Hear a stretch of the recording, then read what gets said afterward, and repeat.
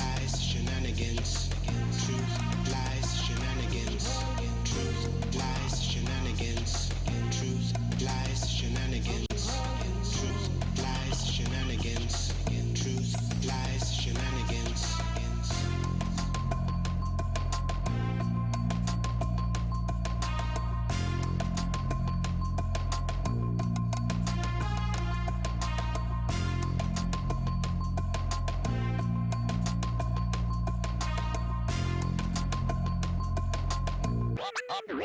Oh yeah.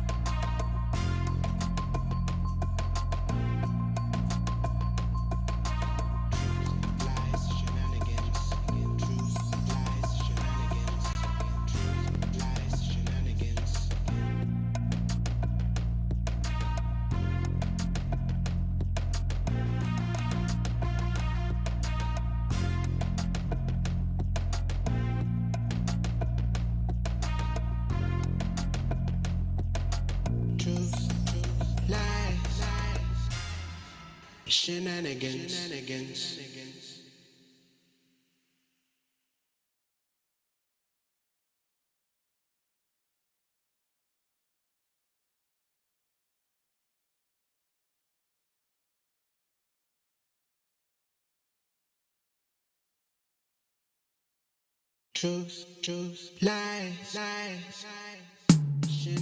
Truth, lies, shenanigans. Truth, lies, shenanigans. Truth, lies, shenanigans. Truth, lies, shenanigans. Truth, lies, shenanigans. Truth, lies, shenanigans. Truth, lies, shenanigans. Truth, lies, shenanigans. Truth, lies, shenanigans.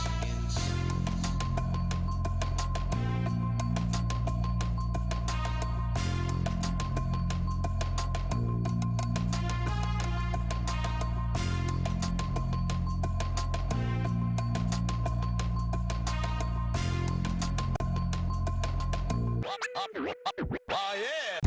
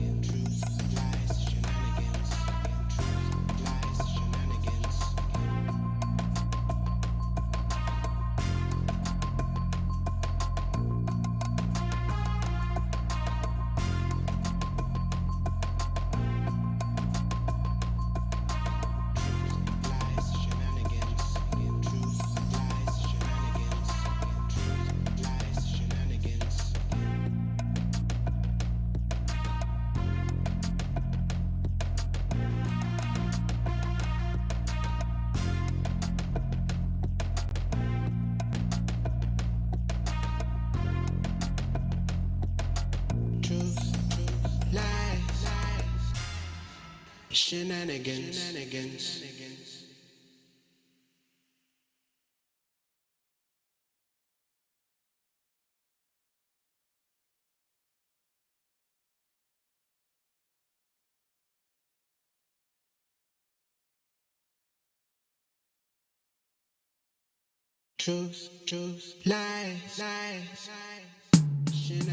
Truth, lies, shenanigans. Truth, lies, shenanigans.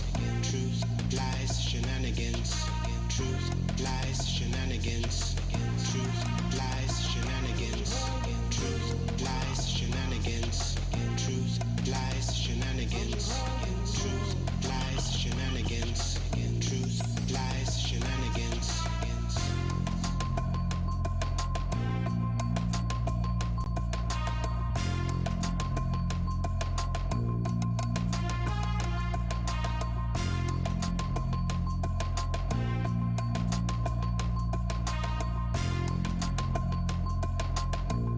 Oh yeah.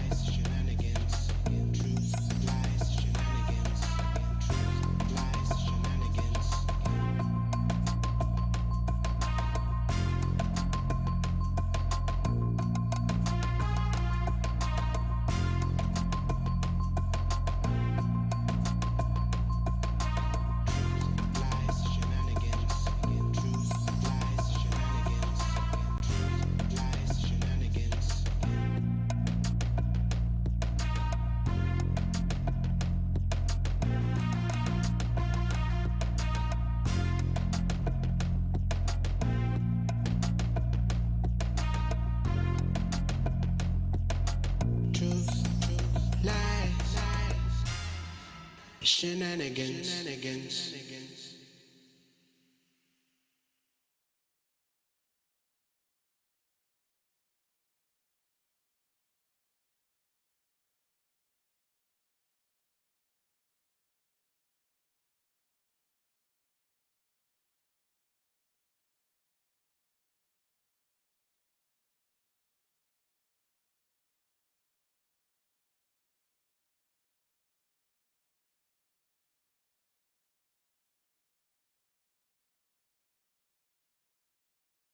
Truth, lies, shenanigans. Truth, lies, shenanigans.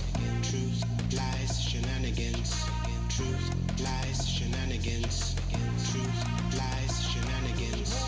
Truth, lies, shenanigans. Truth, lies, shenanigans. Truth, lies, shenanigans. Truth, lies, shenanigans.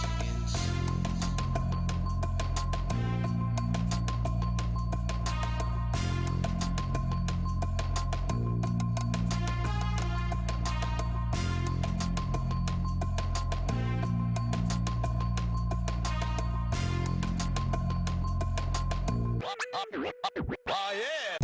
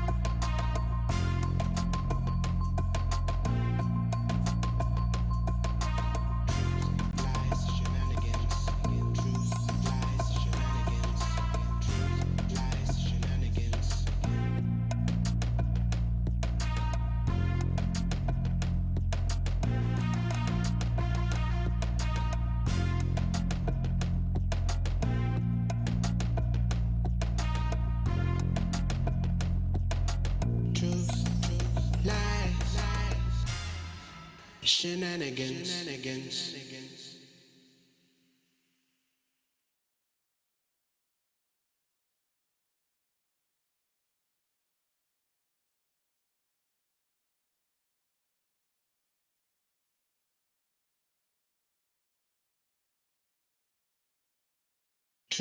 Truth,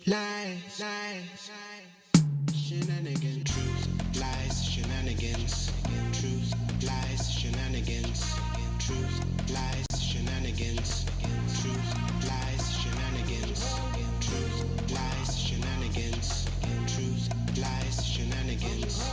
Truth, lies, shenanigans. Truth, lies, shenanigans.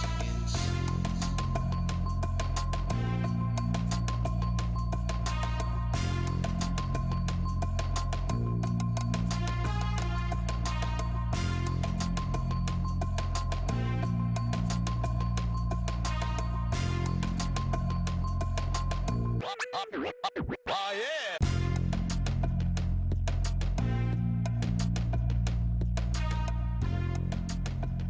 Hey everyone, welcome back. It's Truth, Lies, and Shenanigans.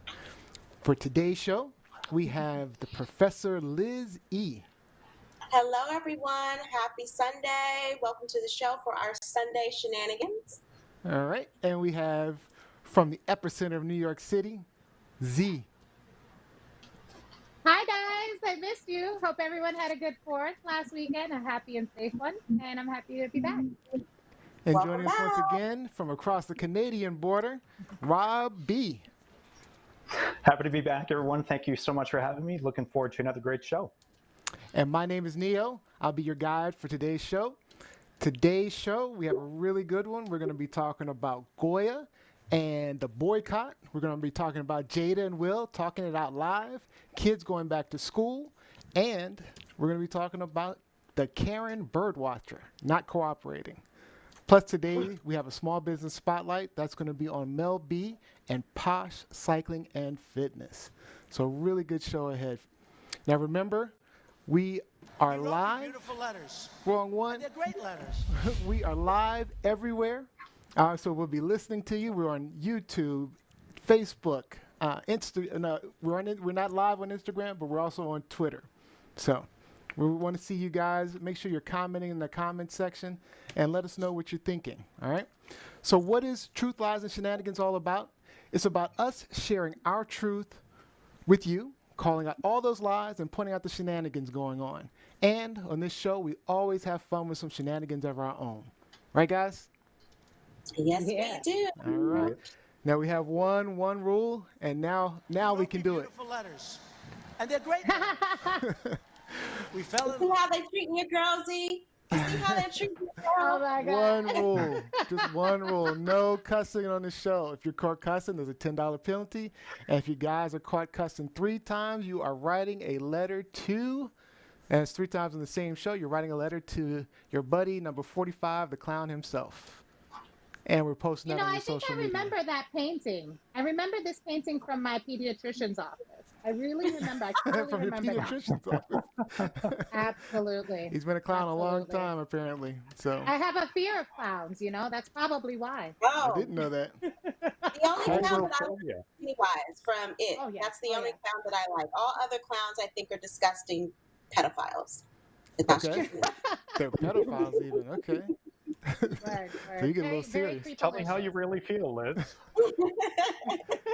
Of course, Lizzie's losing this battle, by the way. $80. She added another one last episode. So Z and I'm Rob, in you're there doing for that, great. so I- You're doing great. Zeros across the board. Now at the end of Liz the didn't Guys get like me a when I was sale on before. last time. I believe in her. at the end of the season, we'll be donating the funds. We still haven't decided what charity we're going to do. But we're going to donate the custom pot to somebody special, not the Chanel bag fund. The Chanel fund. All right. So every episode, we ask a question so that you can kind of get to know our host a little bit better every episode. Here it is. Here's your question, guys. You ready? You all set? All right. Yes. Now, I'm certain, I'm positive, we all want the worst U.S. president in history out of office.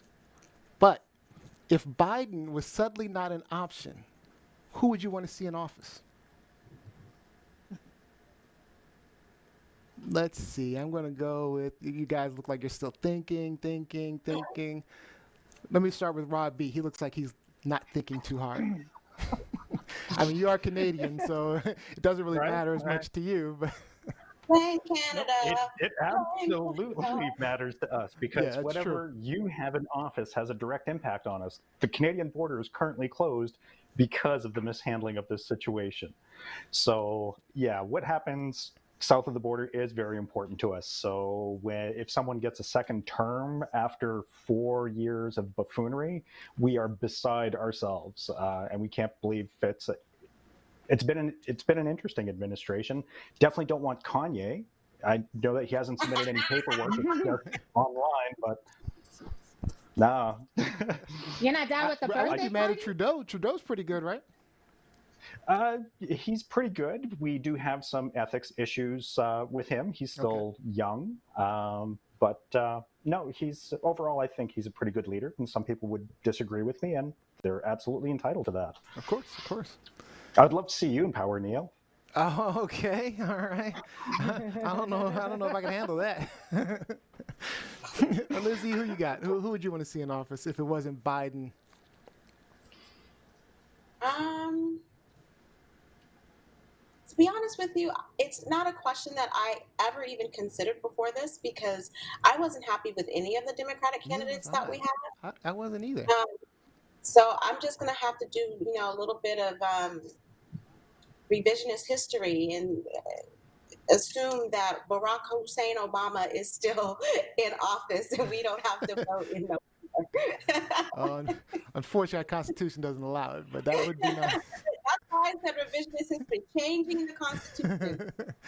No kings, no kings. I don't want any kings up in here. Z, who you got? Well, listen, if we want to get the Obamas back in there, let's vote in Michelle. Yes, I'm There with you go. you on that. And your problem solved. Problem Yeah. solved. I see Rupko We need a online said little Michelle estrogen as in well. there. That's right.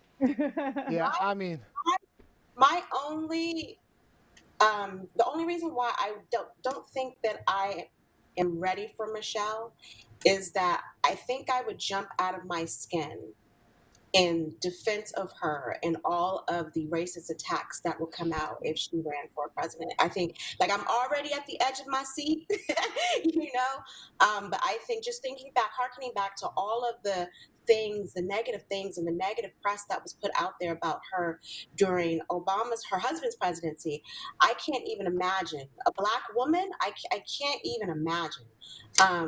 Yeah. And that's not to say that she wouldn't be a good president, because I think she would. I think she's very progressive. I think she's very inclusive. But my goodness, I don't even know. I might have to just, get on the plane. I get it. And the Finns won't even let me in now, so I can't even go to Finland. I'm stuck here.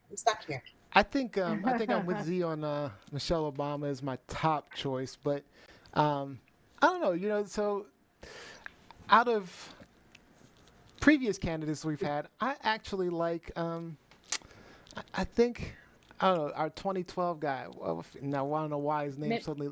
Are you gonna say Mitt Romney? Yes, but and let me explain why. Let me explain why I actually like Mitt Romney.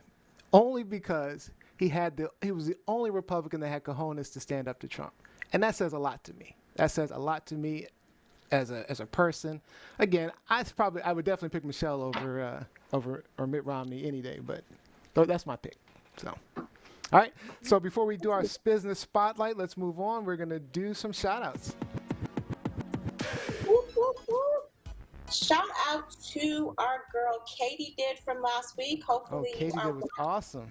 Thank you for joining us. Hopefully, we can have you back again, Miss Thane. Yep. Rob B, you got some shout outs? Really a special shout out to all of the healthcare practitioners that are out there, all of the frontline service workers that are out there. Everything that you do for the rest of us is greatly appreciated. So thank you. All right. And Z? I want to give a shout out to the city of Atlantic City. They reopened last weekend. All of the casino workers came back. Some of them reluctantly, but they all had a smile on their face and, really gave it that all. I pray that they stay safe as, this reopening continues. But shout out to them. All right, my shout out goes out to Nakia Logan, last week's Small Business Spotlight. I did buy my champagne soul like you suggested. So did I. So did I. Looking forward to enjoying that. If you guys missed it, make sure you check out our clips on Facebook or YouTube. It was a really good spotlight. So that actually takes us to our business spotlight for this week. Our business spotlight is on Mel B and Pod Cycling and Fitness in College Park, Maryland. And for those that don't know, it's also my wife, my beautiful wife. Hey, Mel B, welcome. Welcome, Hey, welcome. Hey, everyone. Hey, girl. Welcome to the show. Thank you for joining us. Thank you for having me. All right. Why don't you tell us a little bit about yourself and Pod Cycling and Fitness? All right, so my name is Mel B. I'm the owner of Posh Cycling and Fitness. By day, I'm a scientist, and all the time, a business owner. Posh, we opened in November 2018, and We have been shut down. Well, we're going to reopen tomorrow indoors, but we have been shut down by COVID-19 since March 16th. And Um, what do you do? What is Posh Cycling Fitness? What do you do there? Tell us about the business. Well, we are a boutique fitness studio, and we are located in North College Park, Maryland. And we offer different classes. Like, of course, our main focus is spinning, indoor spinning, and then we have Zumba, belly dancing, kickboxing, boxing, yoga, Pilates, bounce. You name it, we have it. Wonderful, wonderful. Sounds good. So, Yeah, we are open to all genders. Just because you see we're pink, we are open to everyone.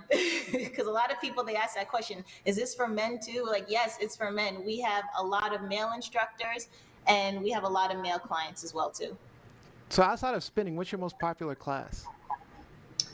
I want to say the boxing class is pretty popular. Yeah. And so, Yep. what But I think I remember when you guys first opened.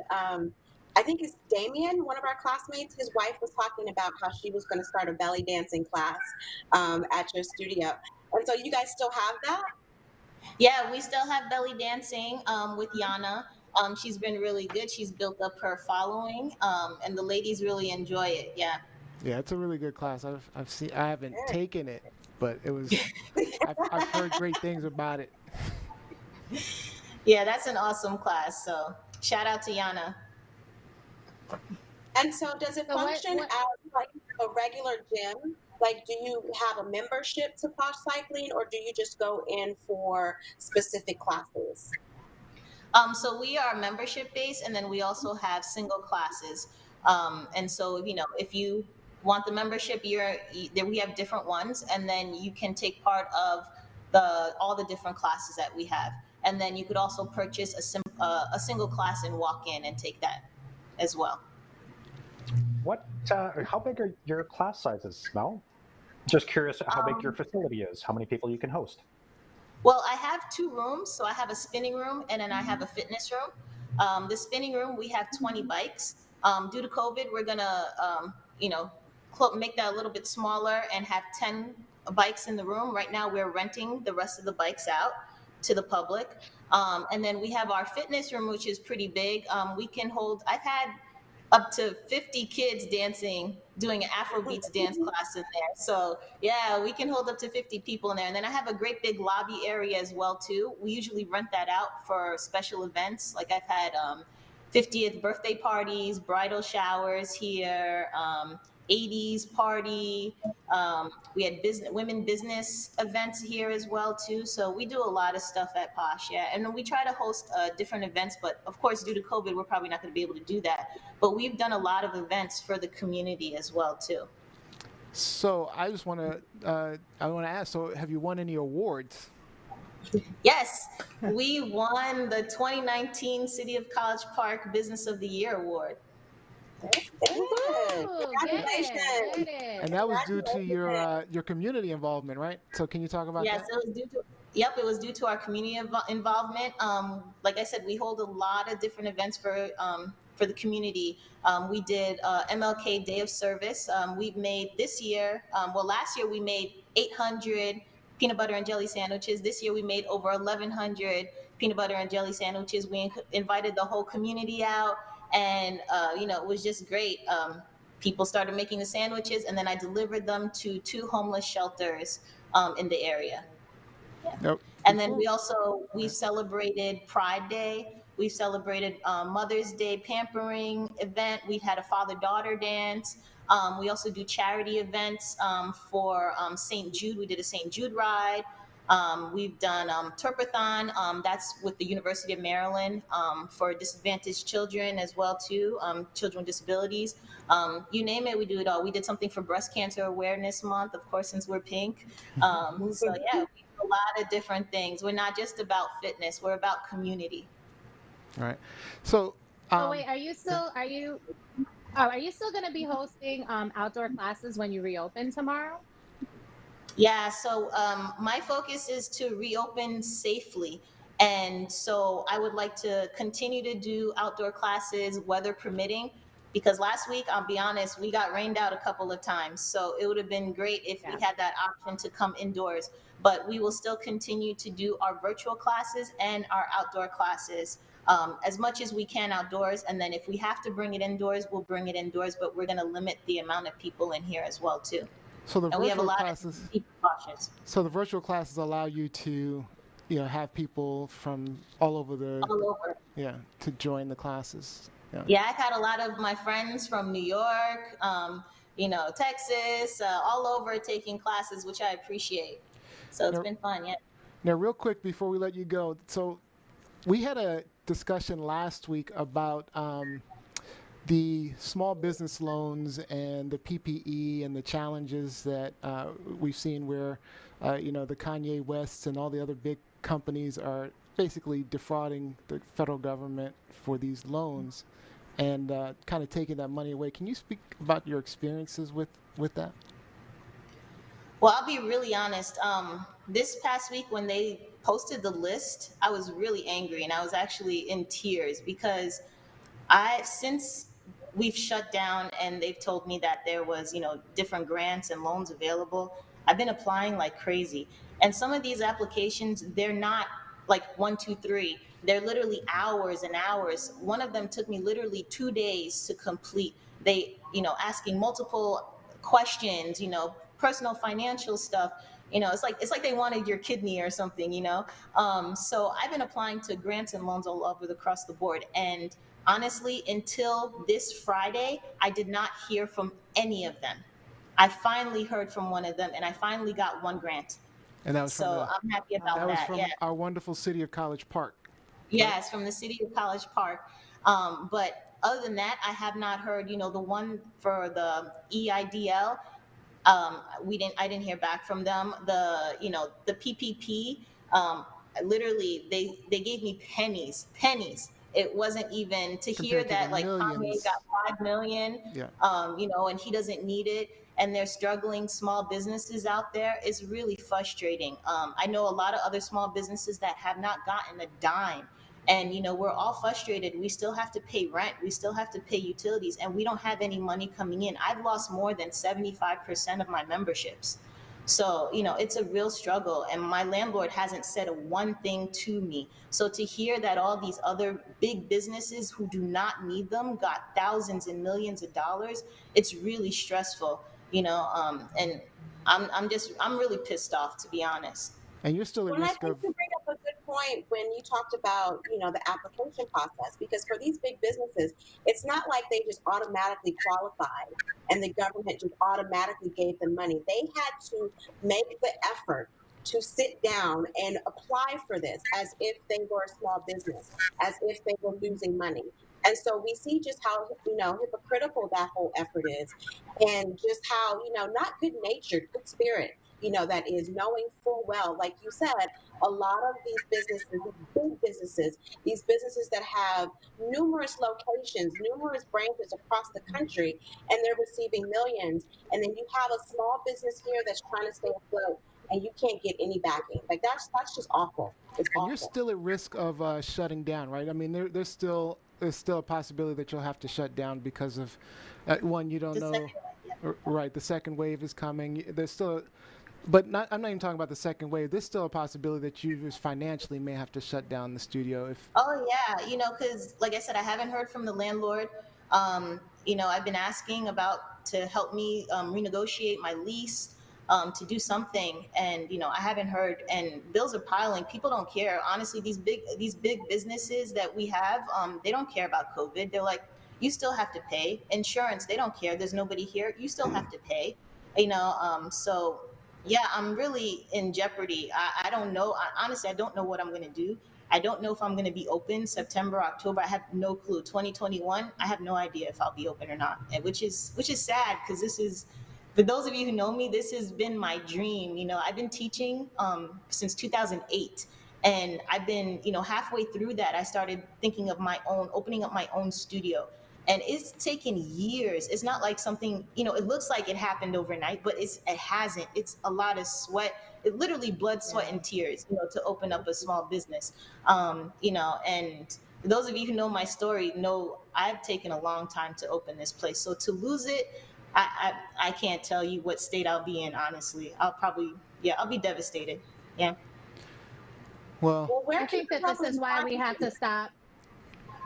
No, go ahead, Z. Oh, Z, go ahead. no, I was just going to say this is why we need to stop supporting, the culture of celebrity, because there's absolutely no reason that Kanye West should be at the forefront, at the head of the line, receiving this money. And you brought up a very good point, Lizzie.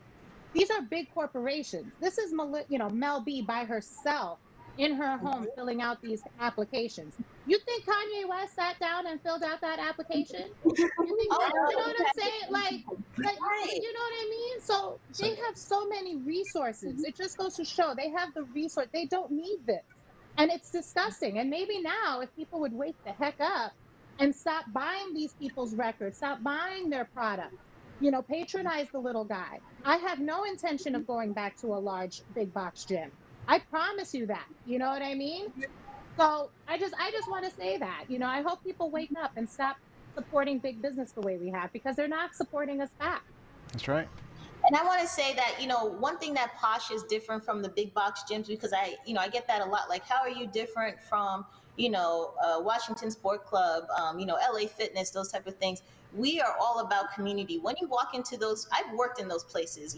When you walk into Posh, we know your name. We know, things that's going on in your life.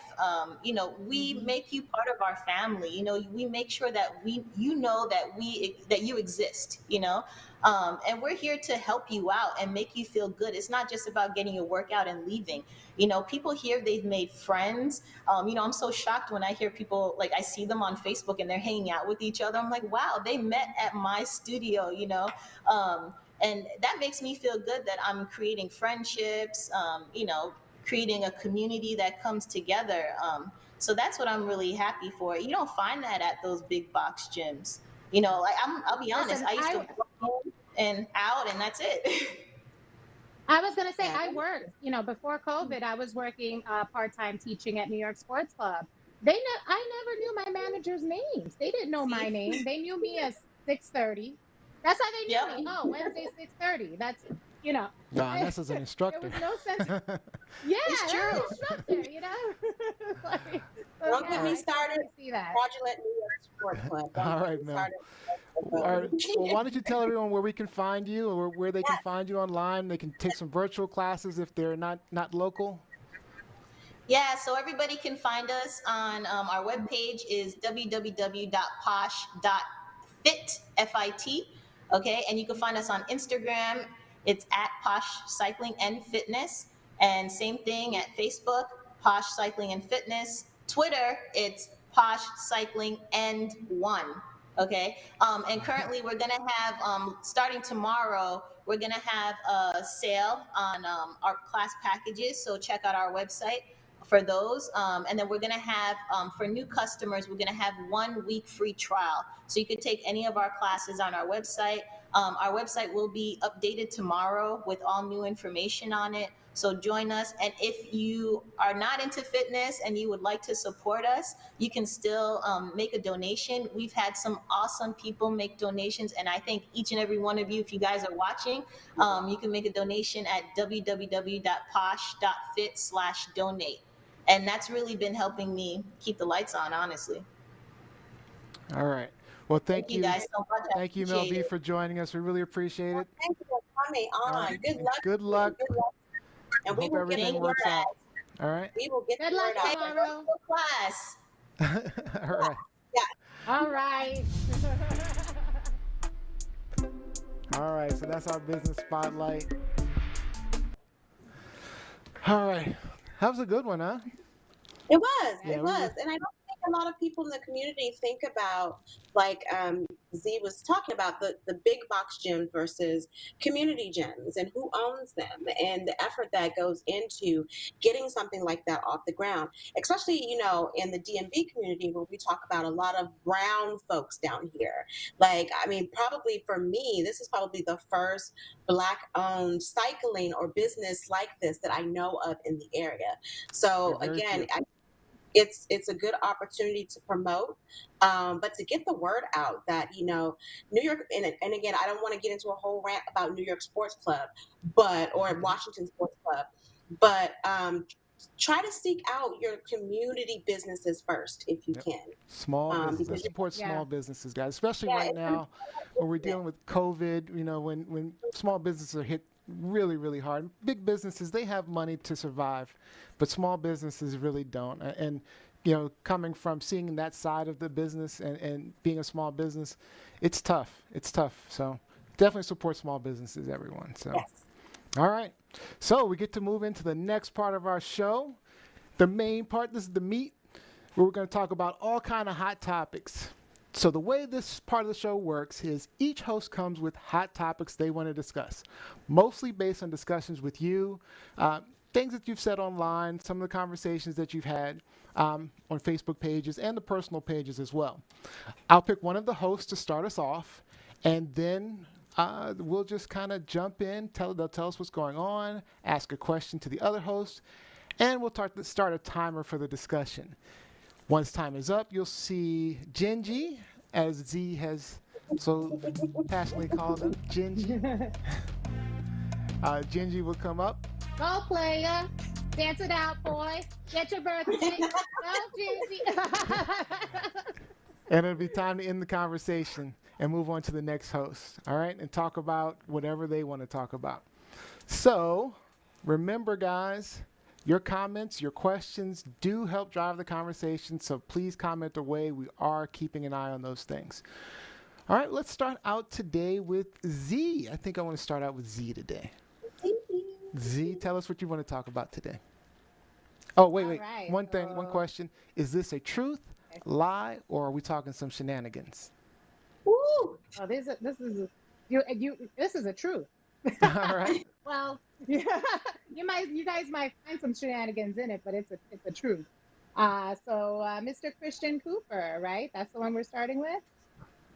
So it looks like the DA has brought some charges against Miss Amy Cooper, who, if you will recall, she called the police on a Black man who was bird watching in Central Park and who asked her to follow the rules and leash her dog, to which she responded, "You're threatening me. I'm calling the cops to tell him a Black man is out to get me," right? Okay. Yeah. So finally, how many months later, or about 6 weeks later, the DA finally pressed charges for falsely reporting a crime. She faces up to a year in prison.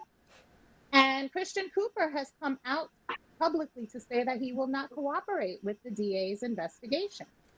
So he feels that, she's already been punished enough. And now it's just a dog pile. And if the DA wants to go after her, then he's on his own. So my question to you is, do you think that Christian Cooper has a responsibility to cooperate with this investigation? Oh, that's a good question. Why don't we start with Rob? So if we take a look at what's happened to Amy since she's lost her dog, she lost her job, she's lost her credibility. She got her dog back, though. She got her dog back, So yeah. She's absolutely been shamed very publicly. She got lambasted in social media, and if Mr. Cooper feels that she has paid her penance, because she really has lost out a lot. If the DA wants to go after her, sure, but if he's washed his hands of it, if he feels that she's paid her price and just wants to walk away and not give this any more energy, hats off to him. Yeah. Lizzie? Two things. One, I think from the very beginning, Christian Cooper always said that it was never his intent to have her arrested or for this to become a criminal case. So this stance that he's taking now does not surprise me. However, I think we need to keep in mind that her intent was very criminal. She specifically accused a Black man of assaulting her and attacking her when video shows that none of that was true. And the inflection in the voice, when she feigned like she was being attacked under assault, she was playing into her white privilege, her specific white female privilege, knowing that the cops could have come there and it could have been a totally different outcome. And so I wish he would take a different stance. I know I would specifically, because I don't think one has to do with the other in terms of how she has been shamed by the public. I still think that there needs to be some criminal reconciliation that goes with that. And it makes me sad that now people are kind of coming against Christians, speaking out against Christian or what have you, because I do understand where he's coming from, but at the same time, I think you have a responsibility to make sure that people understand that this is not appropriate, that this is not okay. We cannot continue to allow people to present a false narrative to police and put Black lives or any lives in jeopardy. So my thoughts are, I agree with Rob's stance. Actually, I think, you know, like he said, if the DA wants to go and do what they want to do, and they want to go after her for this and make a point, I'm fine with it, because I still think, you know, she, you know, sometimes you have to pay for the things that you do. So, but with that being said, I agree with it. If he doesn't want to cooperate, you know, I don't have a problem with it. I mean, that's his choice. He's like, look, I don't want to be a part of this anymore. You know, yes, I put this video out here. Maybe he's even kind of taken aback by the celebrity and, or not the celebrity, but the negative. He's associated with something that's so negative. Maybe he's just like, I don't want to deal with this anymore. I want out. And I'm fine with that, because if I were in his situation, I would feel very similarly. I would be like, there's enough has happened to her. I'm good. You know, but if you want to do what you want to do, fine. I'm just not going to be a part of it. Z?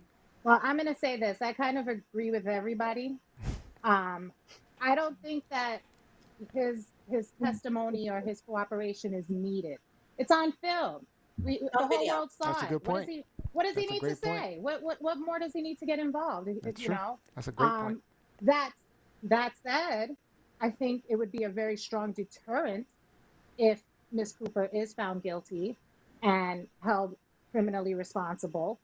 Because as we can see, after Amy Cooper, we had those fools, who were talking about the guy painting his own sidewalk.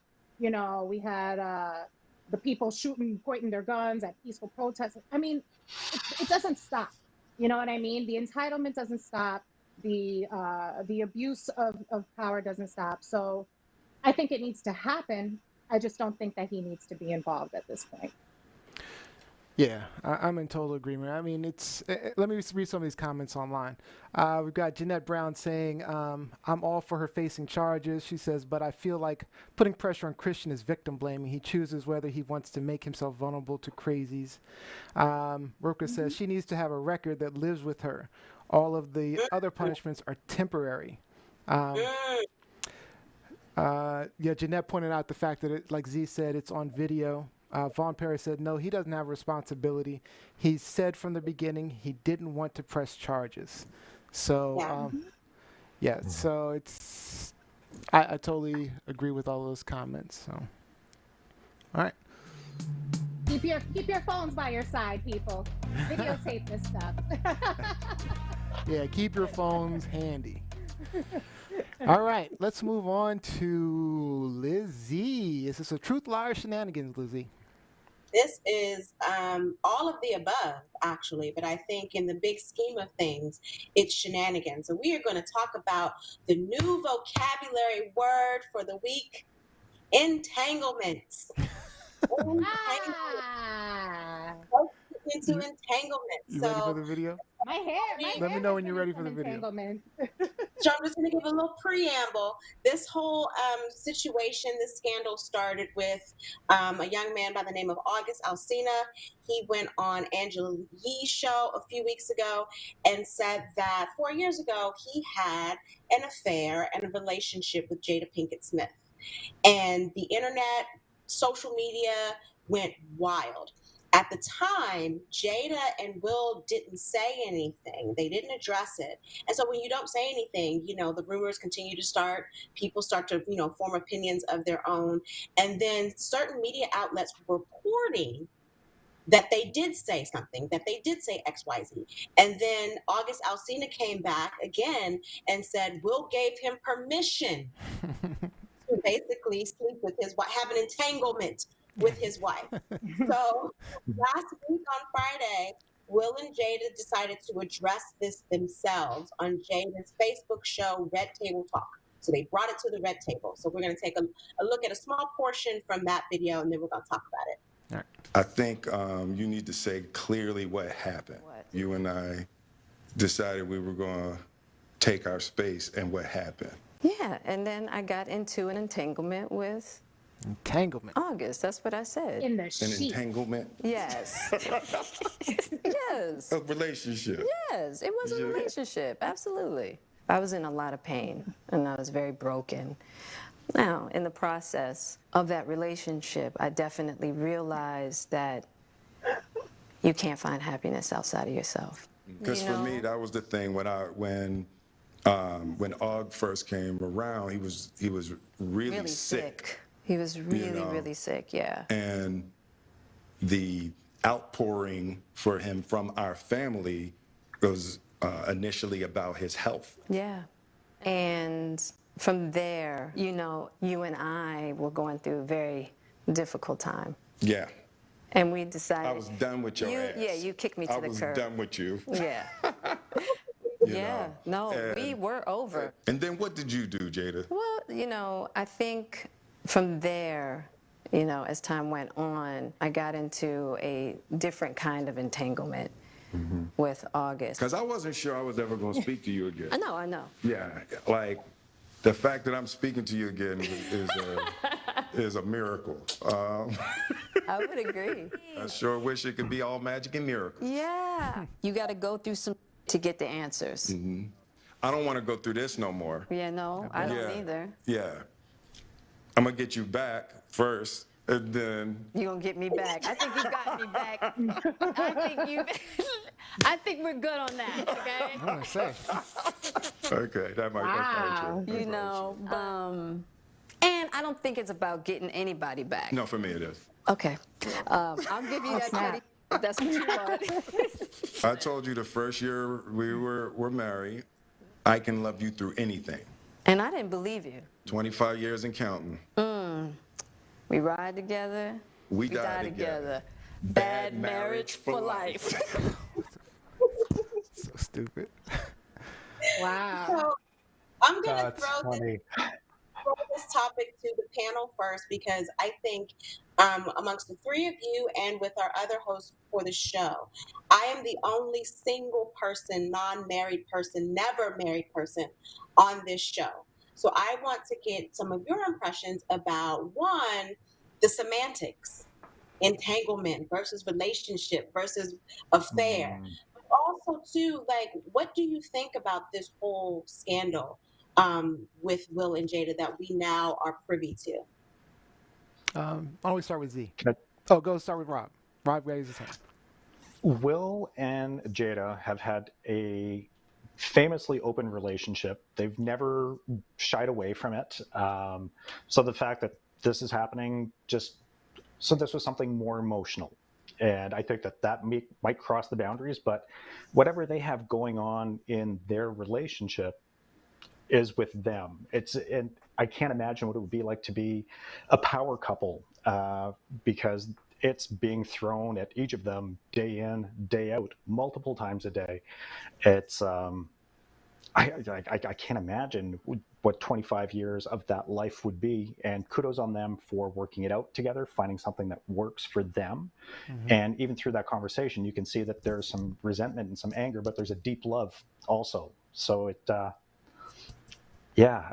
me, this is just one of those things that it doesn't need to be out in the social media platform, doesn't need to be out there for the collective. It is between Jada and Will. And let me just say, and it would not have been if Mr. August Alsina had not kissed and told. Like, nobody was talking about this young man and Jada. He went to, the media and the press and revealed this. So, And there was one that's part of the clip that was missing. So I mean, they were talking about he was ill, but I think it had more. They mentioned something else in the full show where it was more along the lines of some type of mental illness. Or I got that impression it was some type of mental. I think honestly, Neil, I think it was both. Was it? I think there was some type of medical, like physical illness in addition to whatever, because a lot of people online have alluded to his mental illness. But I think in that moment, there was also some physical, something physical going on with him as well. So from their conversation, I had gotten the mental part, but I didn't get the other physical part. Z? So is it sad that I don't know who this August person is? Nobody did. Is this a TikTok thing? Is it a Nobody Snapchat knew who this thing? dude I don't- was. Okay. None. So there's your answer. One as to why this even came out. He's obviously looking for his little 15 seconds of fame. That's number one. The other thing that kind of stood out to me immediately was the use of the word entanglement. It brought me back to a psychology class I took years ago where we discussed death and how people, especially in our society, can't just say, oh, such and such died. They have to say, oh, they passed away, or, they're sleeping forever, or they went home. Like, they died. That's what it is. You had an affair. That's what you did. Like, I think if you're going to come out and do a red table talk where you're going to put it all out there and lay it on the line. Put it out there. That's right. Put it out there. Stop. An entanglement in the sheets? Yeah. All right. And so that's why Will said, so what happened, Jada? Like, he was trying to get her, and then when he was saying it, he said, you had a relationship. Like, he corrected her. Like, stop. Exactly. Like, don't come with this, like, all right, I had to put myself at the red table and man, you entanglement. There was a couple of things. An affair. Like, stop it. There was a couple things that stood out to me. I just want to say real quick. And God bless them. They made it 25 years. It's sad that they even felt the need to respond to this and answer to it, because it's your marriage. It should be private. It's their business. I don't really care. I don't want to hear about this. Let's talk about masks and coronavirus some more, because we haven't talked about that in 5 minutes. We will. We didn't. But there was a couple of things that stood out to me, and it had more to do with Will and some of his comments, particularly like when he was saying, I'm gonna get you back. I mean, I don't know. That hit me a little off. I didn't like that. Did you respond? Like a side shaking. Yeah. Did you hear what she said? That she got him back. She said, I think you already got me back. Right. Which again, and I think she said more than enough. Yes, I think it speaks to whatever private stuff they have going on in their marriage that is nobody's business, really. Right. Well, but they're putting it out there to make it our business. But I think they had to, because, Mr. August put it out there for them. Like, at the whole point, people were like, oh, I wouldn't have addressed it. I wouldn't have said anything. The last thing you want, especially if you're a public figure, is to have other people telling your story for you. But do they really have to do it on Table Talk? I mean, where else were they going to? And I mean, they put it all out there. I mean, there are ways to put your information out there. They didn't put it all out there. Right. But I'm saying. But that's exactly right. But what they did put out there, I have an opinion on. Oh, of course you have an opinion on. But where else would they have put it out there? Like, if they go someplace that's not Table Talk, then they're not in control of the narrative. So I have an opinion on him saying, that he's going to get him back, and I want to know more about what all that means. So I think we know what it means. I think we know what it means. Have they answered everything that's come up about their marriage in the past, though? They could have just ignored it the way they've ignored so many other. Well, but because I don't think anyone in the past specifically said, I slept with Will. I slept with Jada. There were all of these rumors and innuendos, but I don't think that there was anything that was as specific as this young man, especially when he came out and said, Will gave him permission. And have they ever admitted? Have they ever admitted to an open relationship? They've actually said that they haven't? Yeah, that's what I thought. No, They've never said those words. And, people have been talking about them having an Yeah, open of relationship course. for years. Been rumors, yeah. Haven't said those words. And we're going to have to go past the go past Gingy, because I want to get this point in about Jada, because people have been coming down a lot on Jada and her actions here. Let me just get Gingy out the way. All right, so we're gonna go over a little bit. We can go over a little bit. And there's a lot of comments online about this, of course. So let's get to those. As it relates to Jada, I mean, and especially the men out here, in the public sphere who are observing this story, commenting on this story, all of them are really going in on Jada, which I think is highly hypocritical, given that how often do we hear about men cheating on their wives, about embarrassing their wives, their families in the public sphere? And very rarely do you have this much backlash for the men involved. And so I'm just saying, brothers, y'all need to take it down a couple of notches. I mean, you have people like 50 Cent, like Snoop Dogg, that was who has ridiculous. a whole other child. His wife has been on Twitter alluding to all of the infidelity in their like, shut it up, shut it down, shut it down. I think we all know someone who's in a relationship where there's been some infidelity. I have friends who have cheated. I have friends who have been cheated on. I have family members who are going through this, other kids involved. This is not anything out of the ordinary, unfortunately. Yeah. And so for us to give all this smoke to Jada is ridiculous. And one final point, please, I think I need to make this, in that Jada and Will both come from broken homes.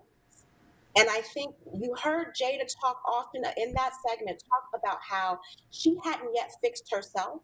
Yep. Jada comes from a home environment where both of her parents were drug addicts. Her father used to beat the crap out of her mother. And this is stuff they discussed on Red Table Talk. Her father used to beat the crap out of her mother. She and her father were estranged for several years. And then she finds out that he had a kid with somebody else. So now she has a brother that she didn't know about. On top of that, she grew up, in a tough area in Baltimore. She was kind of like hood as a teen. Like she wasn't as refined as she is now. And then before Will, she dated Grant Hill. Okay, y'all know who Grant Hill is? Former NBA player Grant Hill. Grant Hill comes from a very prominent upper class Black family. His dad was an NFL player. His mom is an attorney. His mom is very strict. Why did they break up? Because his mom said to Grant, she's not good enough. She's not marrying my son. She's not coming into my family. And I'm sure that messed with Jada's confidence, because she talks about how she was always insecure. Like, a lot of stuff goes into this. And I'm not giving anybody an excuse for cheating. I have friends who have cheating spouses. That was going to be my comment. I have friends who have cheating spouses. I have, again, family members who have cheating spouses, and I'm always very hard on them. But that's because they haven't tried to fix themselves. They still cheating. They're still telling the lies, or they're still involved in entanglements. And I think the acknowledgement by Jada that she never fixed herself. So if I could jump in. Yeah. I think all of us, everybody has issues, has something they're dealing with, some childhood issues, some problems that they dealt with. I don't think any of us can say that we all had perfect childhoods and we all have issues. So my comment was going to be about making excuses for their behavior, because we've all dealt with stuff, but we all don't go out and cheat on people and have extramarital affairs and things like that. So, I don't want her potential psychological or issues to be and like that's not what I'm saying, but a good reason. I think we put out there that, at least more so than me and the people that I know who are cheating on their spouses, they had a different upbringing when it came to what the family structure is. And if you don't know what that structure is supposed to be like to work, it's going to take you some time to figure out. And I think she acknowledged, I never took the time to figure it out. I never took the time to work on. And it's good that she's doing that. And it's good that she has Will to kind of help her along with that. And he didn't leave as he wanted to leave. He stuck it out. Let me get to some of these comments online. We got Karen Yvette Andrews, Jada, really? Entanglement? Question mark. Let's see. Ropka says, I hate it because it's like when Gwyneth Paltrow and Chris Martin were getting divorced and she kept saying unconscious uncoupling. No, you guys broke up. You're getting a divorce. Just call it for what it is. Let's just call it for what it is. we have, let me see. We have Jeanette Brown. I must confess, I wanted to get somebody back and enjoying a Netflix series. I just stumbled on Resenting My Life Again, Dr. Foster. Mm. Jeanette Brown says mental illness is an illness. Uh, Yvette Karen says they've talked about their open relationship. I believe August publicly saying Will was okay with the affair with Jada. I keep asking people to point to me where they specifically talked about their open Yeah, relationship. I haven't seen that. I looked for it at one time. I I actually can't looked. find it. I looked Yeah. for it a while ago. I mean, it wasn't related to this. Let's see. Vaughn Perry, the relationship also happened 4 years ago, and they both said they weren't in a good place. Kudos to them for working through whatever issues they have. I like that comment because, I mean, I personally have you know, unbreakable, right? And one of them is cheating. I'm like, cheat, I'm out. That's just what it is. But, you know, it is good that they were able to work it out. And every marriage, every relationship has issues that you have to kind of figure out. And I agree. I agree with Von Perry. It's kudos to him and her for working through their issues because I'm sure she mentioned it. She's dealt with some crazy stuff. I mean, I'm sure. I'm positive this isn't like a first affair that they've had, even if they did or didn't have an open relationship. But any other last comments real quick? Just I hate that we are in a era where people just kiss and tell just because they want likes, they want to get their 15 minutes of fame. Again, we all know people that are going through these things, and I just think that it should be something that is personal. Like if I am sleeping with you, even if it's an affair or something, I don't unless I give you permission to make it public, then you shouldn't be talking about it. I think I'm allowed to have some privacy with what I do with my body. Period. You would We hope. need sex NDAs. We need sex NDAs. Be like, excuse me, will you sign this? I like That's that. not me giving anybody permission to cheat. Like I'm not a fan of cheaters at all. At All all. right. At all. So let's move on. All right. So, Rob B, you got a truth, lie, or shenanigan? It's a truth that's shrouded in lies and really some shenanigans at the whole heart of it. All right. Bring it to the table. Yeah. So it's really just on Trump pushing to open schools fully in September. It's definitely steeped in his economic platform to get everything going as it should be, nice and normal. He has experts that are backing him. And I know in Canada we're seeing some similar stuff because of mental health issues that are arising in children.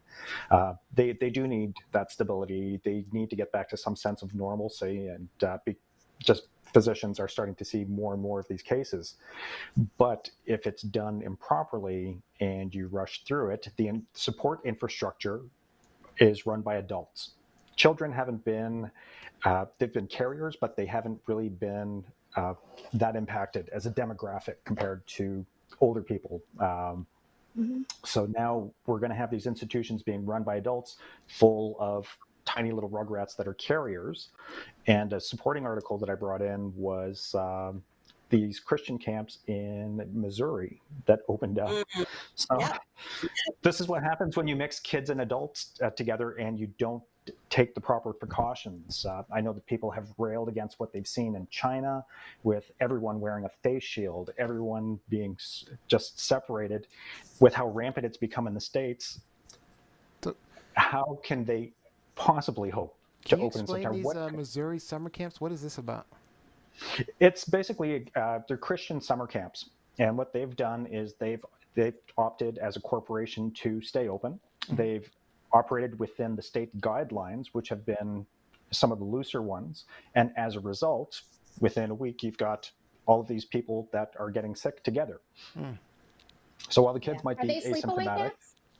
This Are they particular yes, one they sleeping was are. there? that one was a sleepaway camp, and what people fail to recognize or acknowledge what the sleepaway camp is, you have all these kids together, they're sleeping in the same room. Even if you're social distancing, you don't wear a mask while you're sleeping. You don't. Or even if you So do, it falls off. yeah, Right, so right. I mean, that, I I think didn't even that's think where of that. you're more vulnerable at a sleepaway camp than you are as just a day camp. Yeah. So, Rob, what's the question? Well, I'm just curious how everyone is feeling about whether or not it's doable to open in September full bore. If there's any, in what world could that happen? I want to start with Z. Let me. I see the face. Go ahead.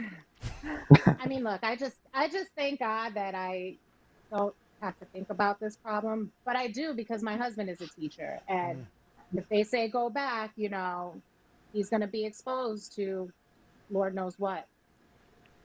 But that said, there's no end in sight, and this is where I'm really torn, and this is where I consider myself a moderate because I get it.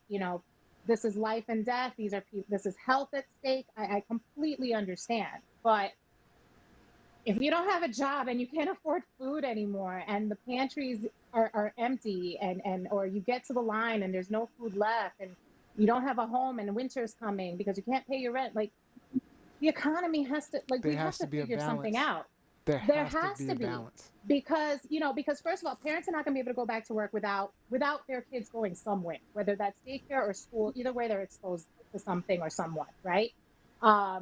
Number two, these kids, like you said, they're suffering. Look, can we honestly say that online learning, especially in this new phase where we don't know, we don't have secure plans in place, is effective? I mean, our kids are some of the dumbest in the world already. I mean, we really can't afford to have, but they are. They are. Come on. I love America. I love our kids, but, come on. I don't think we can afford to not bring them back at least part-time or something. I mean, To figure we it can't out. continue on like this. We have to figure something out. They can't just sit home. Parents can't sit home with them. Lizzie? So yeah. As a professor, I disagree. I respectfully disagree. One, you brought up a good point about how the economy is suffering, we're suffering mentally or whatever. And I think it should be noted that it wasn't until this weekend, I believe yesterday, that the President of the United States wore a mask publicly. Yeah. This Yeah. is July. We first went on lockdown in March, mid-March. We were warned about this in February. As a government, our government failed us in preparing us for what was to come and what precautions that we need to take. And even still, I mean, look at Florida, my goodness. Look at Florida. Like We have to. initially, that particular governor, he was taking all of his cues from Trump. And he didn't want to lock down anything. And now, once again, they have the biggest numbers, single day numbers, every single day, going up every single day. 15,000 new cases yesterday, right? And counting, and counting. As a professor, so And I just how want are to you point gonna, out before you finish, those 15,000, those convert to deaths later. So in 2 weeks, we should see a huge number of deaths. and Yeah. even if they don't convert to deaths, I mean, look at Broadway act right away. Look at Broadway actor Nick Cordero. He suffered Yeah. for 3 months. Like, even just because you That's don't sad. die doesn't mean this is not a horrible illness. Yeah. He suffered for 3 months. I had a young lady, she is on the editorial board with the New York Times. She spoke to my class, two of my classes, over the past month. She contracted COVID in April. She still has respiratory problems. And she's young 33-year-old runner, lives in Brooklyn, no pre-existing health conditions at all. And so it's not even just death. Like, you could still be living a horrible hell with this disease. For me personally, as a professor, they gave us three options. One, you could do the I think it's called high flex in the fall, where you have in-person instruction at least one day a week. The students come in. If you have no more than 10 students in a class, each student has to sit at an assigned desk. They have to wear masks. They have to wipe down their desks. They have to, when they sit down, when they come in, they have to wipe down their desk, and then when they leave. So my aversion to that was, okay, well, these are 17, 18-year-olds who already don't listen. What if someone comes into my class with no desk, with no mask? What if someone comes into my class and they don't want to sit in their assigned seat? What if they don't want to clean down? Like my little self, what am I supposed to do with these, big kids who don't want to adhere to the rules? And all it takes is one interaction. Just because we are only in class 1 day a week versus 3 days a week doesn't mean that there's no exposure there. Yeah. The other two options are online instruction. And so I opted for online instruction. And even though I hate Zoom with a passion, I will Zoom the hell out of everything, at least for the fall semester. I think, and I'm not saying that this should be the new norm, that all classes and all teaching should be online forever, but I just don't think as a country we are ready. I don't think we've taken the proper precautions at all. Yeah, I think there are with some things. Obviously, you need to open up. You need to get to work. There are some things, and if you have adults, then they can wash their hands. If you have adults, they can wear a mask. You can make them wear a mask or tell them to get out. You can do all of those things, and there's a little more control of the environment when you're dealing with adults. When you're dealing with kids, you have a lot less control of the environment. My little niece was over here for, we had like a social distancing 4th of July, and it was a wonderful 4th of July celebration. But I swear to you, the kids could not keep their masks on. They were touching on stuff. I mean, we were always going behind them and making sure we were spraying and stuff like that. So we did a good job at the social distancing, but and we were all outdoors. But the point is, kids are kids, and it's much harder to control an environment with little children than it is with dealing with adults, like going back to work. If you go back to your office, you can probably control that environment. One last point I wanted to make was I was reading that the WHO recently changed their guidance, and they said that they believe that air conditioning is similar to Legionnaire's disease, is passing on. If you have, like, say you have air conditioning in one room and then you have another room and it's just passing it, because they're saying it's definitely, they believe it's airborne for sure now, and it's just passing it from one room to the next. So it's a challenging thing, and we really still don't know everything about COVID. So it's tough. And the death rate may be dropping in terms of the number, but it's not necessarily in terms of the number of people. And this year can just... Go ahead, Z. Once Jen finished, can I just make one more point? Go ahead. That I think something people need to take about. I want him to dance first, though. Okay. Well, let me let Z get in here real quick, and then I'll let you have the final thought. How about that? Okay.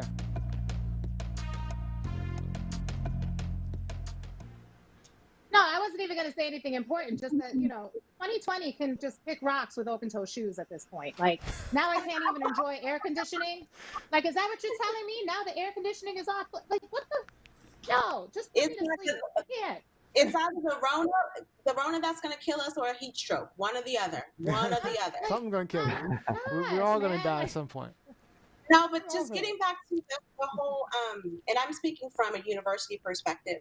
One thing that also people aren't taking into consideration is, okay, you're trying to control the classroom environment. How are you going to control the dorms? You really think these kids are going to be social when they're drinking, when they're having sex, when they're just hanging out?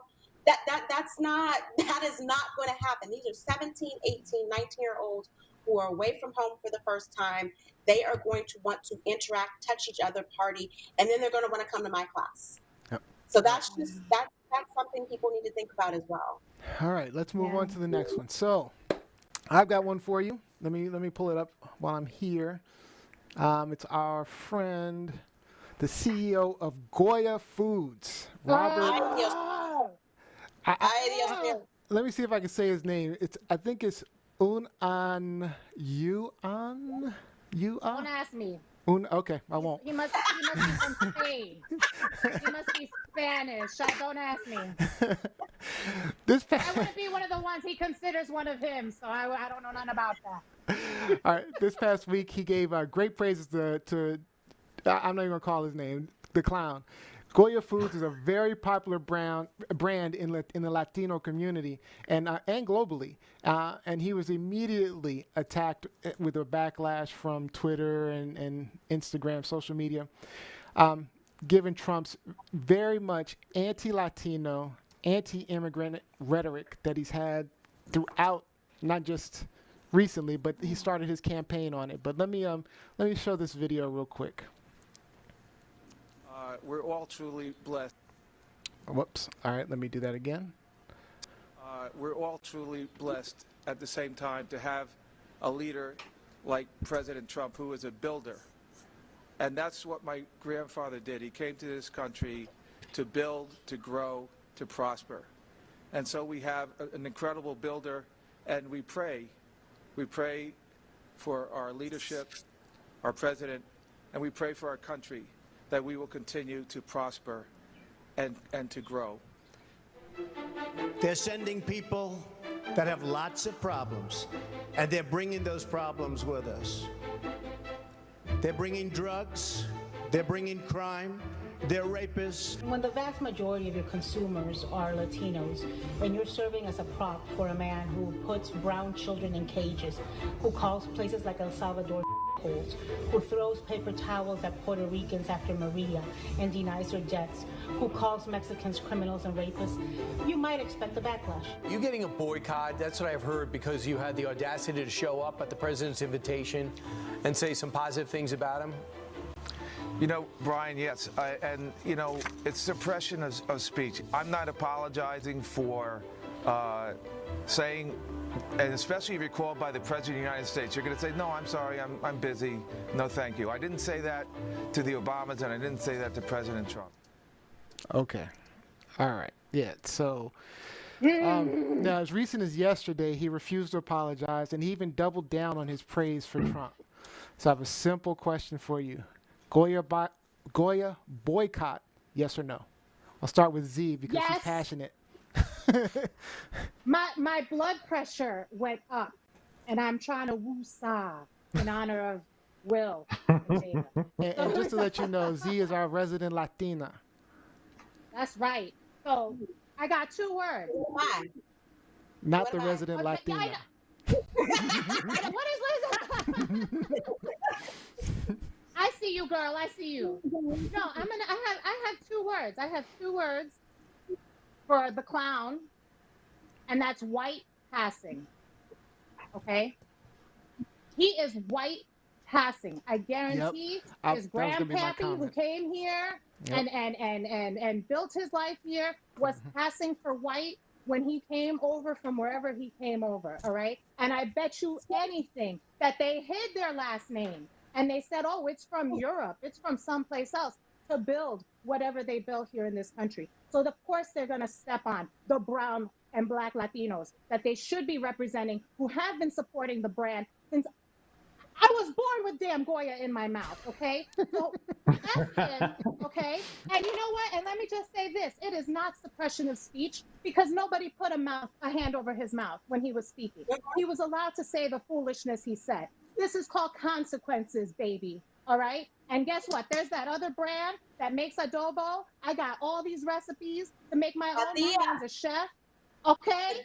So I'm done with Goya, and I don't care. He can have his opinion. This is still America, and I can take my capitalist dollars and choose to spend them elsewhere. Absolutely. Dropping my mic. Well done. I'm mad. I'm mad. I love when CEOs do this. You're entitled to your personal opinion. When you are the representative of a large organization, you don't go out and make public statements like this. He might be fine with what he said. The board of directors and the shareholders are definitely not good with what he said. It's ridiculous. And we've seen this time and time again from heads of industry. And I would encourage everyone to listen to Z and walk with your money. I can't say that I really know the brand up here, but I'm definitely going to keep an eye out for it because I would purposefully avoid it. It's very salty. It's very salty. Actually, you'll get high blood pressure. Goya is very salty. Then I can't do that. I'm too old for that. No, that's right. No, don't. I'm saving lives. Lizzie? One, I was just gonna say that literally half of my pantry is full of Goya products. Literally half of my pantry.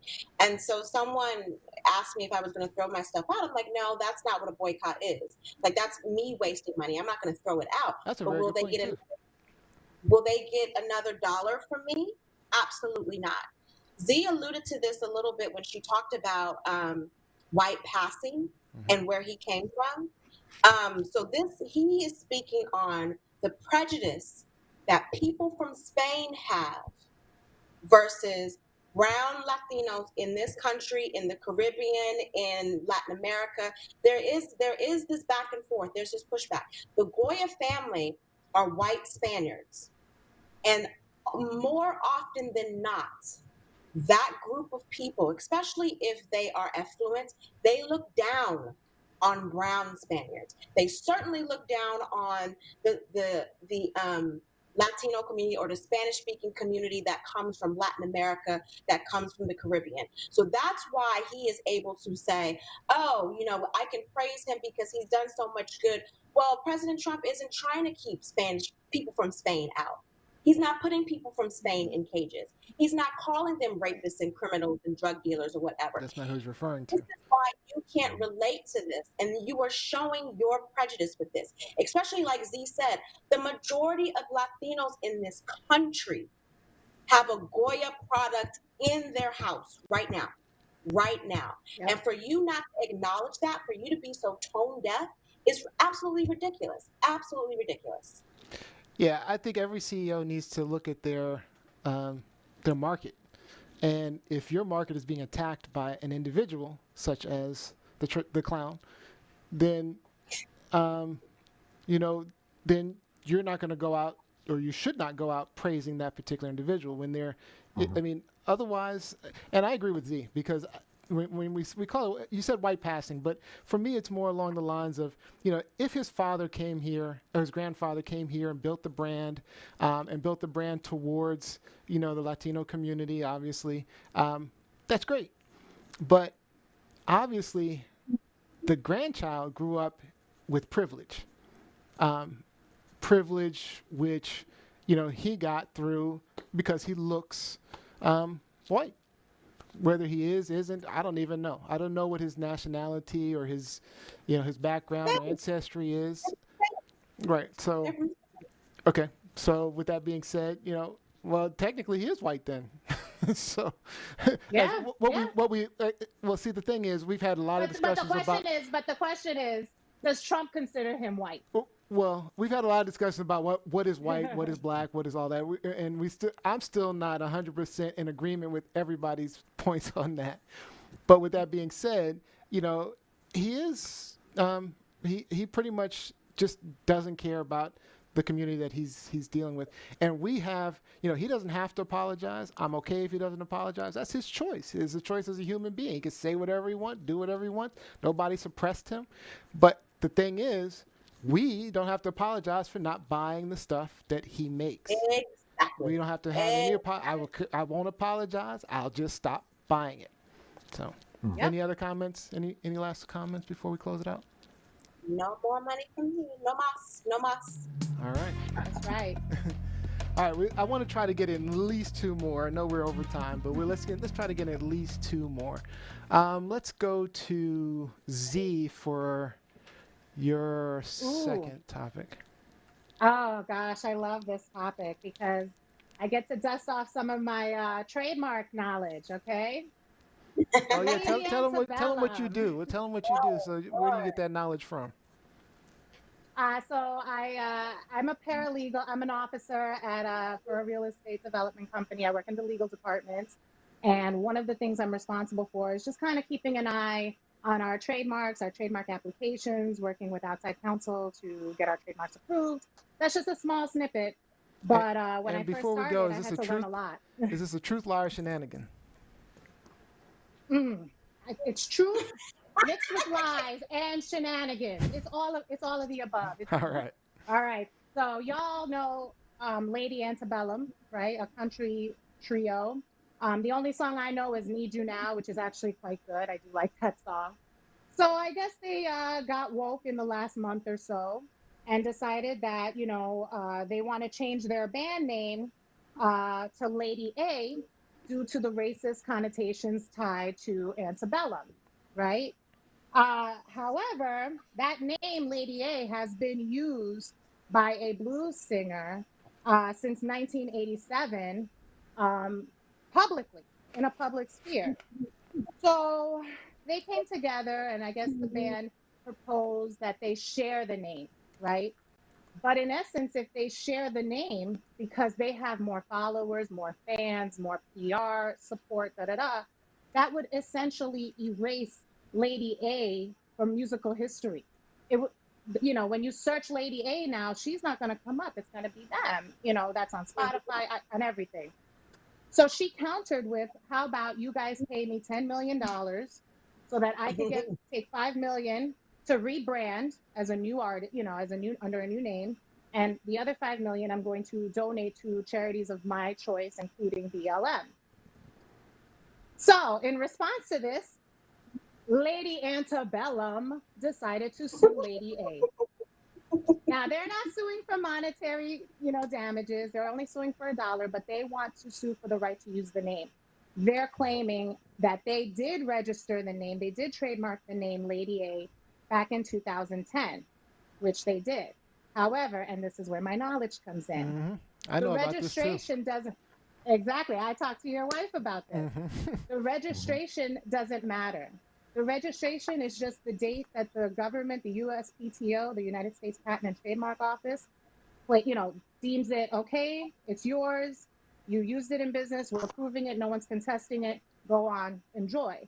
However, should someone come up and be able to prove use in public of that name for the same purposes, so it can't be Lady A Donuts, no, it has to be Lady A Entertainment, singer, whatever, and in the same geography, which for music now, with the internet, that's global.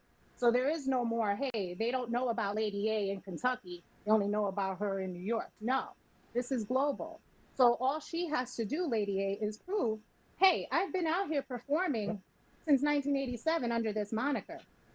So my question to you is, do you think that Lady Antebellum is being hypocritical in their quest to be non-racist by suing a Black lady for her name? Lizzie? Even before we get to that, when did Lady Antebellum start as a group? Oh, that's a good question. I'll look it up. I'm not sure, but I know that they trademarked Lady A in 2010, but they used it very sparingly. They are known as Lady Antebellum. And so when did people become aware of the racist connotations with the name Antebellum?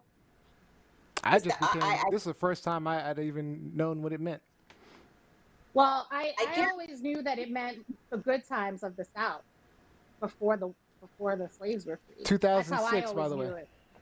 Mm-hmm. I guarantee you, even in 2006, I guarantee you between 2006 and the time that they became woke a month ago, I guarantee you they have heard about the racist connotations with the name Antebellum. Yeah, if you're from the South, you probably had. Mm-hmm. Of course. And they gave themselves that name because they wanted to cater to a certain audience in the South, first and foremost. Right. But the fact that they can't see the irony and the hypocrisy in now coming, you're saying, first of all, okay, well, we have done some self-reflecting, and now, we want to be woke, we want to be PC, whatever, we want to be more socially aware and socially conscious about BLM and about social issues. So we're going to change our name. But you don't see the irony and the hypocrisy in then coming down using your white privilege against this Black female blues singer who's been around for, what did you say, 27 years? 23, 27 years? Since 1987. I mean, come on. Over Why couldn't you just call yourself the A? Why couldn't you just, reinvent it to something else that isn't attached to an artist that is already out there? So to me, I think it's a form of bullying at this point. It's a form of bullying. And can I just add something? All they're doing is taking away the rest of the word. It's still A. What do they think people are gonna tie that to?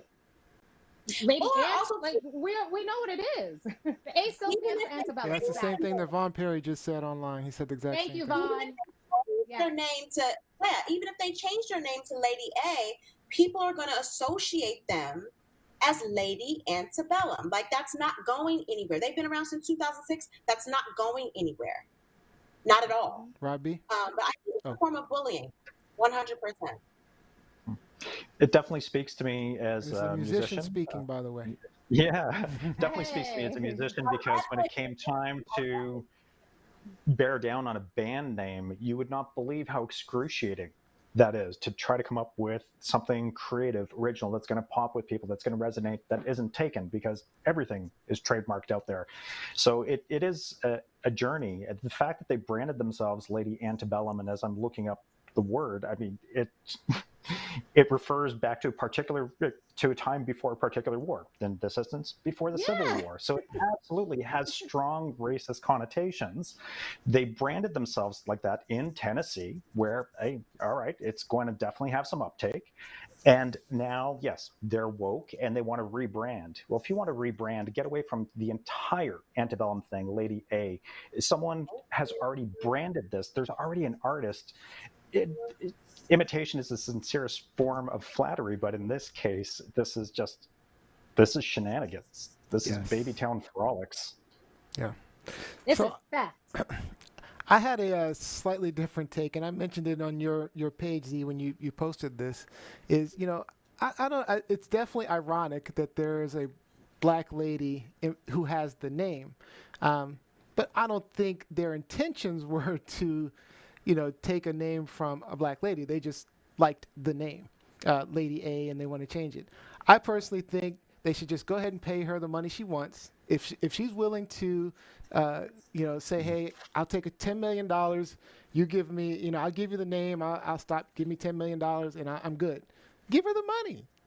I mean, if that's what she wants and that's what she's willing, give her the money and then stop fighting all these trademarks. I think, and part of the problem is, when you fight these trademark wars, they're costly.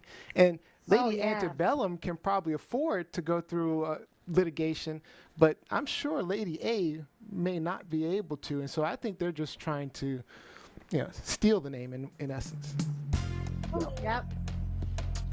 All right, let's move on to the next one. There are some comments online, though. I just want to get some comments. Jeanette Brown says shenanigans. Of course, I already mentioned Von Perry.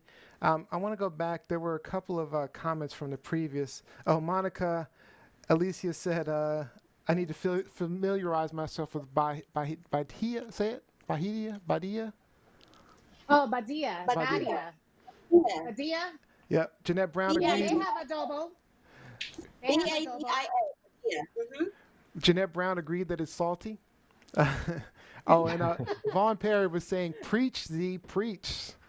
So. Thank you, Vaughn. Thanks for the love, Vaughn. All right, let's do a quick one. Let's see if we can get through this. Rob, you think we can make this one pretty quick? We can try to make it quick, for sure. Let's do it. For sure. Let's do it. I stumbled across something wonderful this week, thanks to my wife. It was a global performance of In the End by Linkin Park. It's done by a group called Rockin' Mob out of Russia. And these guys have been touring and organizing mob performances since 2016, and they've been done locally. They started traveling from Moscow, and they were just traveling from city to city and performing these great rock pieces, putting the invitations out. You get 100, 150 musicians playing on a pier. That's impressive. So in May, they put the shout out to the world saying, we can't go out and do this anymore, so come play with us. So this group of Russian people sought international collaboration, and it's a really neat performance in the end, and just the power that music has to unite us, no matter who we are, no matter where we are. If it's music that speaks to you, it can pull us all together. I've got a couple of clips, Neo, if you can run. There's one of a performance. Yeah.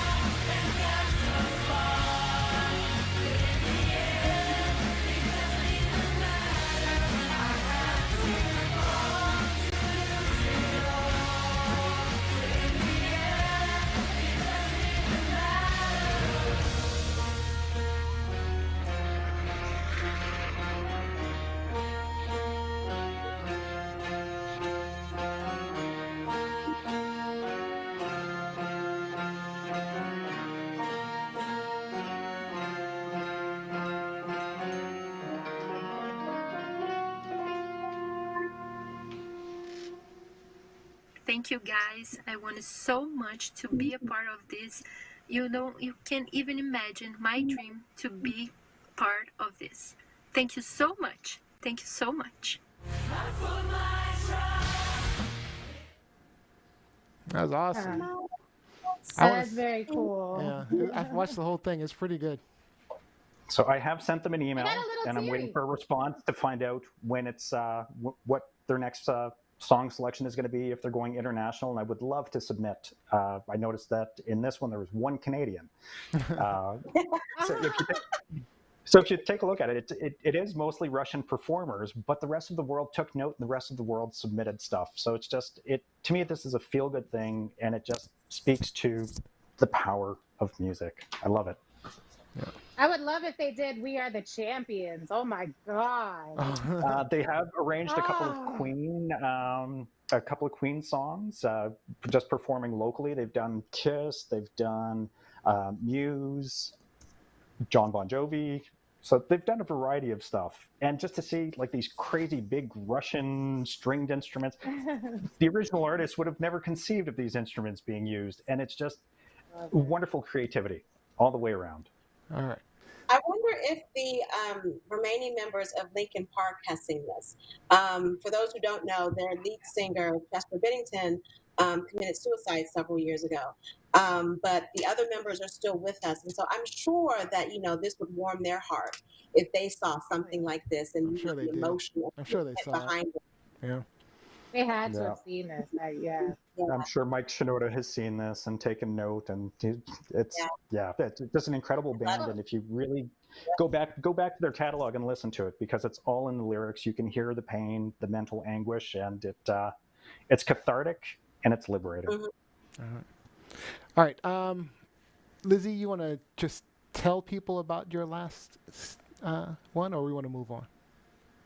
Let's just move on, because I think I was going to get into a lot of things. So let's just move on. All right. Well, before we close out, we have to talk about really briefly. Let's try to get this as quickly as we can. We got some shenanigans going on, and that's because this just happened. I think it happened yesterday. Roger Stone. For those who don't know, Roger Stone is Trump's right-hand man. Helped him, through all of the Russia probes and everything, and then lied to Congress about it. So he was a confidant and friend, and just this week he was supposed to be going to jail for lying to Congress. He was convicted, and he was supposed to go into jail, and the clown decided that he would commute his sentence. So I just really want to get your opinions. Any opinions you have on this comment? Let's just go around really, really quick, guys. What do you think, Lizzie?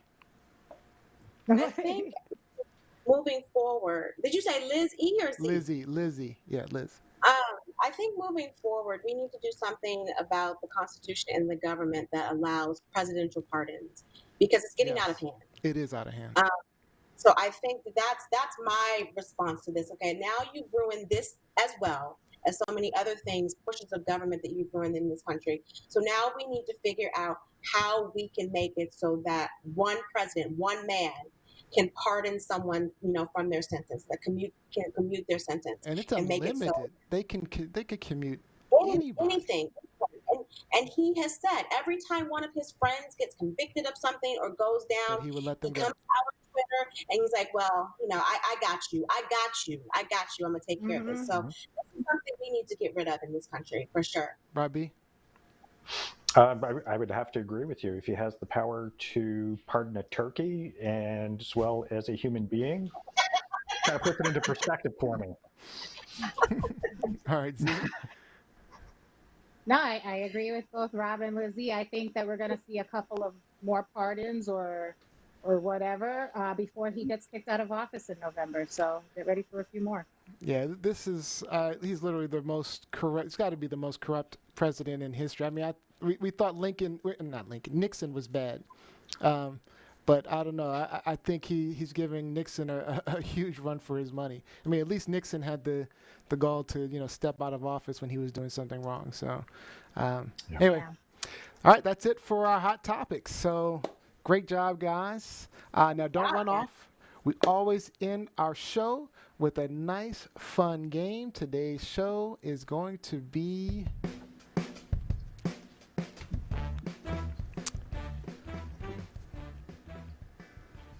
Name That Movie. We did this once before. Yeah, it's a little different, but it's the same thing but different. So Okay. this one, this is an obvious one. So just so you can get an idea of how it works, basically we'll just show an image, display several images depicting scenes of various movies. First one to yell out the correct answer gets a point. Highest score at the end of the game gets today's final thought. All right. So, are you guys ready? Anybody can name this movie real quick? Matrix. All right. So, for example, Rob would have gotten this point, but we're not using this one. Are you ready?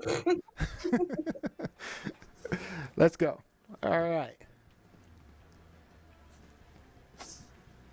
Notting Hill. Yes, Z got it. All right. Right on. By the way, I'm hosting, so I'm not playing this game, but let me get your point right there. All right. So I'm going to give you the next one. Go ahead. Aladdin. All right. So Z. I'm not sure who said that first, Z or Rob. I'm going to just give you both points. I think it's a Rob. There's a delay, so I think Rob got it first. Okay, we'll go with that.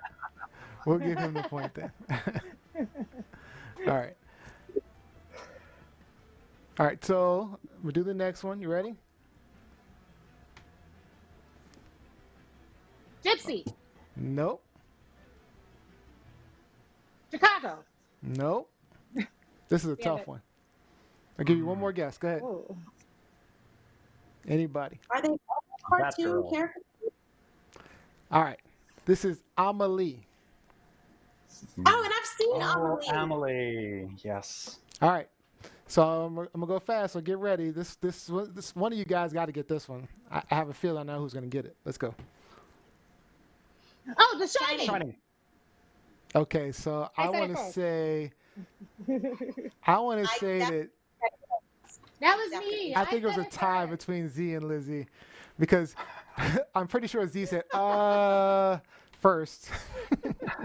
On Jeopardy, that would Wi-Fi. Yeah, you gotta fix that Wi-Fi. Fix that Wi-Fi. I'm gonna give you both a point though. I think it was pretty close. Are you ready? Next one. Come on. Baywatch. All right. Yeah, Rob got you. Rob got that one. All right. Ready? He said it faster. I heard it. Lizzie, he's a gas. He is a gas. You ready? You ready? All right, next one. Got to get this one. Avatar. All right. Avatar. Oh, yeah. Definitely Rob B got that one. Blue people. All right, Big Rob B's in Smurfs. the lead. All right, let's go. Ready? Go.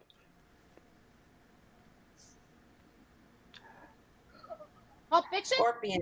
Oh, that's close. Getting there. Serpent. Who said? I said Pulp Fiction. But No, not is it Pulp Fiction. Fiction? All right. No other It guesses? looks like Marcellus' soul. Desperado. I almost said Once Upon a Time in Mexico.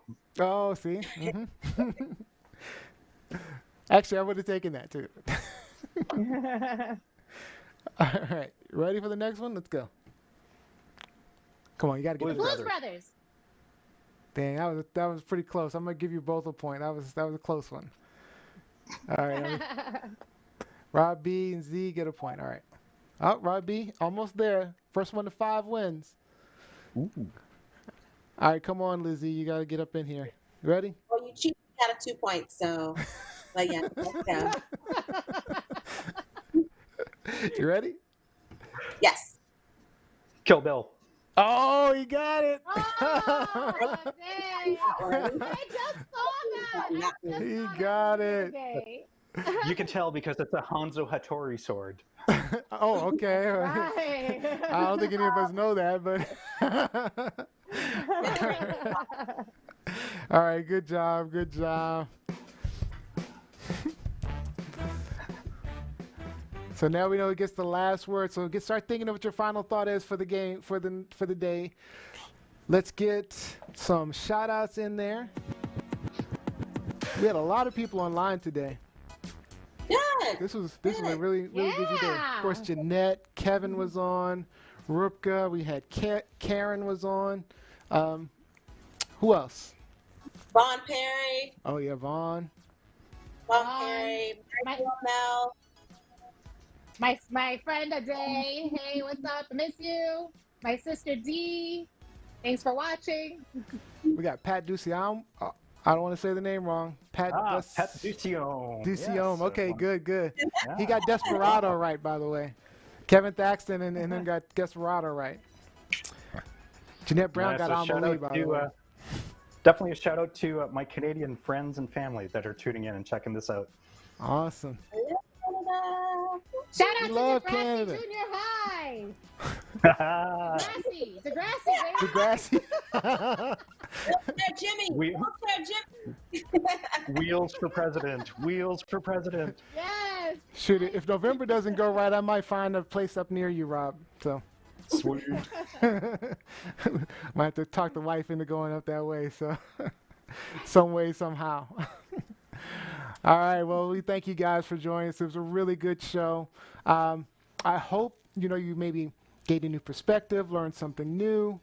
Don't forget, we need you to like, follow, and subscribe to @TLS Live Show. Go to tlslive.show. We love seeing all the great discussions going on the Facebook page. Lizzie, just to let you know, on our Facebook page, Lizzie is our amazing page moderator, and she does all of our social media. So, great job, Lizzie. We appreciate all that work that you do.